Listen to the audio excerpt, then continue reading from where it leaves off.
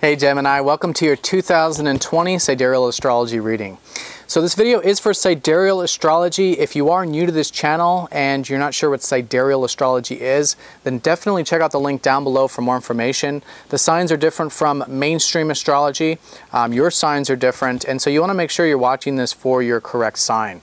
This is for Sidereal Gemini, so you want to make sure you have either your ascendant, sun, or moon in Sidereal Gemini. So to see that, down in the comment section, there will be a birth chart calculator where you can find exactly what your sidereal sign is. But if your sun, moon, or ascendant is Gemini, then you're definitely in the right video. And I do recommend watching this for your ascendant sign if you do know your time of birth. And again, you can find that using that chart calculator down below. All right, so Gemini, let's take a look at the most important things shifting here this year involving the aspects we have with the outer planets, the eclipses that we have this year, and then also any sign changes with the outer planets.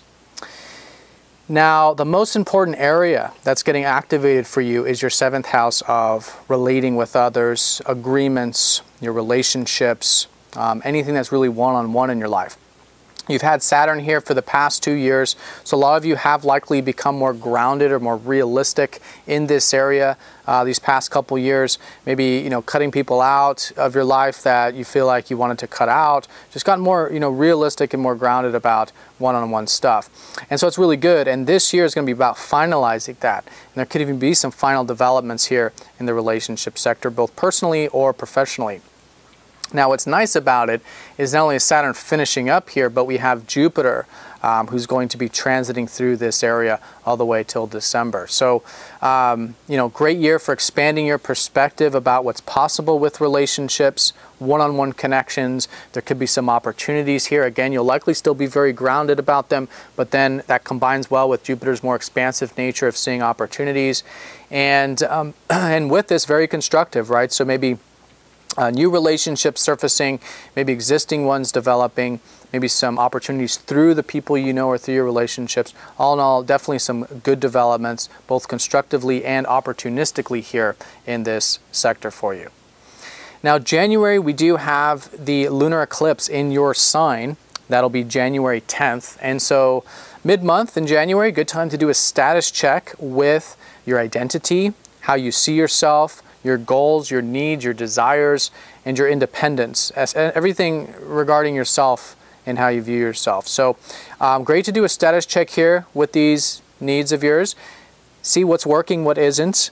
And for the next year, really, but in this case, the next 6 months, really good to further develop this area. Cultivate your independence, cultivate your assertive side, your goals, your needs, your desires, expressing yourself. Physical exercise, right? Anything on that level could be good to develop if you're guided to. Now, on January 12th, also mid-month, we have Saturn conjoining Pluto. Saturn the builder going up to Pluto the demolisher, so to speak. So there's going to be a lot of restructuring taking place collectively. And for you, this is in that area of relationships. So a lot of you have already been doing a lot of deep things regarding relationships since 2007. Maybe some past patterns, some empowerment, some transformation, some endings, but also new beginnings throughout the process. And so now Saturn is going to lay some new foundations where Pluto has remove things. And in this combination, there could be some restructuring taking place in your relationship sector. So what I would say is in January, with Pluto, good to be non-attached to your relationship life and to your agreements, again, personal or professional. And that's going to help free you up to allow for changes. Because if we are still attached, if we're not willing to change, then of course, that blocks the energy. So being non-attached to allow for the change, and at the same time, once whatever's being released is being released, a perspective, a belief, whatever it is, or something tangible, there will then be a new foundation laid. And so, finalizing this area of doing the work, being patient, diligent, responsible for the long term, for your relationship life for the long term, really good area, to develop. And I would say, generally with your career, probably continuing to notice things developing there as you've probably got a little bit more recognition. Things have been a little bit more productive, let's say, in the outer achievement sense these past couple years. Now in February, we do have Jupiter sextiling up to Neptune, and so it's not a major aspect, but it is nice. It's synergizing very nicely that relationship sector that is expanding with Jupiter and your 9th house of your beliefs. And so with Neptune's been in your belief sector since 2010. And so a lot of you have maybe gained some spiritual beliefs, maybe noticed some things are divinely guiding you involving travel or adventure, or your life path in some way. And so now is a very good synergy here where you have, probably collectively speaking, a more receptive approach to what's possible in life and a little more of that acceptance of what is regarding these beliefs and travel things or whatever it is that's expanding your horizons. And that's synergizing very well with your relationships. So there might be something there linking these two areas. Relationships, travel maybe, or one-on-one connections and maybe your beliefs, discussing philosophies, adventurousness. Nice synergy there. And so that's going to be all the way up and through October 12th, starting February 20th, with a mid-shifting point around July 27th. Things could shift there in the right direction mid-year. Now, March, we have Saturn dipping into Capricorn until June. So March through June, a little bit of a prelude of what 2021 and 2022 will be like with Saturn in your 8th house. So these few months, though, until June, March to June, good to maybe start to work on some deeper things like healing, transformation, self-empowerment, and on a physical level, maybe having healthy interdependency in your life. If there's anything imbalanced regarding debts, loans, shared resources, good to bring some balance there with those things, do the work with those things. That might take some time, but it's can be very constructive. And also with just codependency stuff, if there's anything like that on an emotional level with your relationships, to have healthy boundaries, healthy intimacy, deeper connections, great to do the work there with Saturn.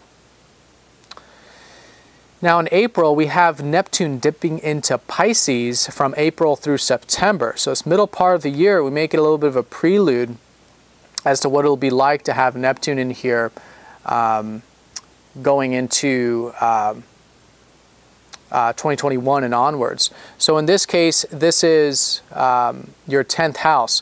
So you may start to notice that there's likely some ideals starting to come in, maybe some dreams about your career or about achievement. Or your public life, maybe some dreams or ideals about cultivating that. So great to listen to your dreams and ideals, follow your intuition here. But most importantly, Neptune's going to help you find more peace with this sector of your career, your achievement life. To surrender what's outside of your control, bring a little bit more receptivity into the mix, and maybe even do some creative or spiritual or receptive things through your career could be a good way of working with Neptune. Again, just a prelude, April through September there. He'll be entering back in there February 2021.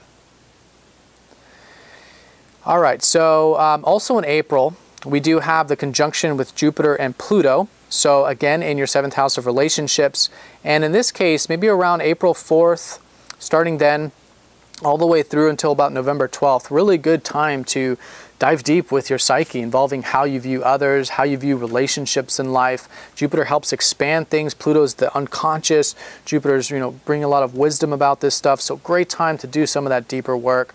And again, maybe even literally some opportunities to transform this area in your life. It could be very empowering, actually, if you do want to make any, set any intentions to transform your relationship life or your professional life, involving one-on-one connections, anything like that.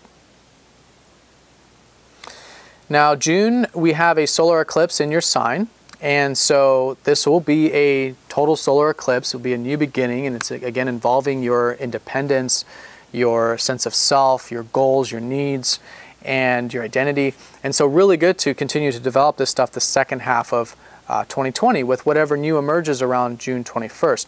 Now, do be flexible around this June time, even the month and a half leading up to it, because we have a lot of retrogrades taking place with Venus and Mercury.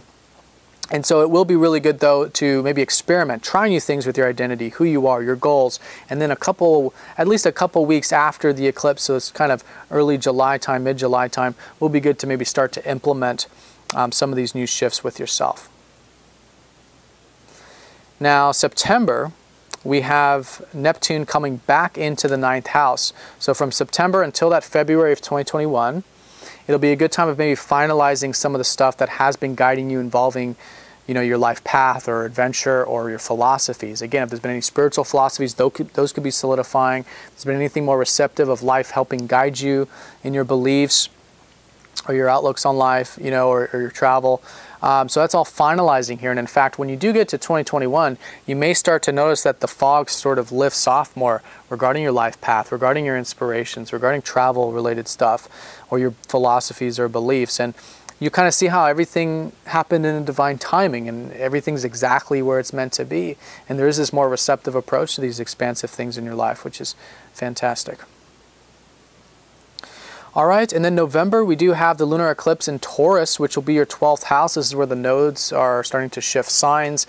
And so on November 30th, just a good time to do a status check with your spiritual self. Are you getting enough sleep, enough rest? You might gain some spiritual insights, in fact, maybe from your dreams and intuition. Your creative side could be heightened. So really good time there to do a status check with your etheric life, finding peace in life, and then maybe starting to further develop that stuff going into 2021.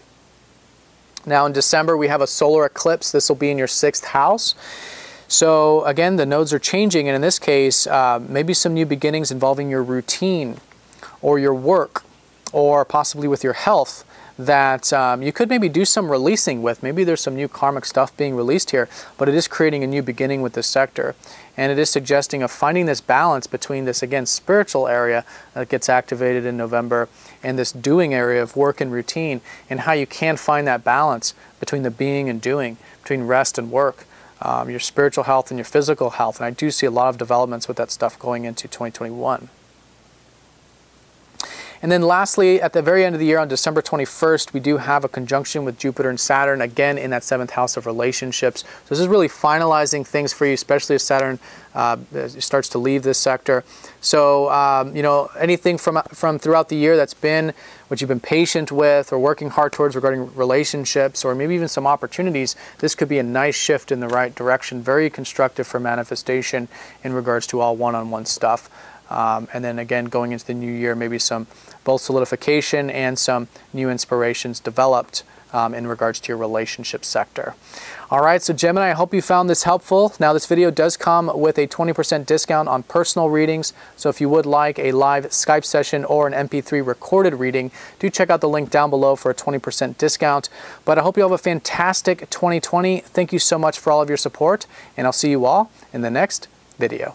Take care.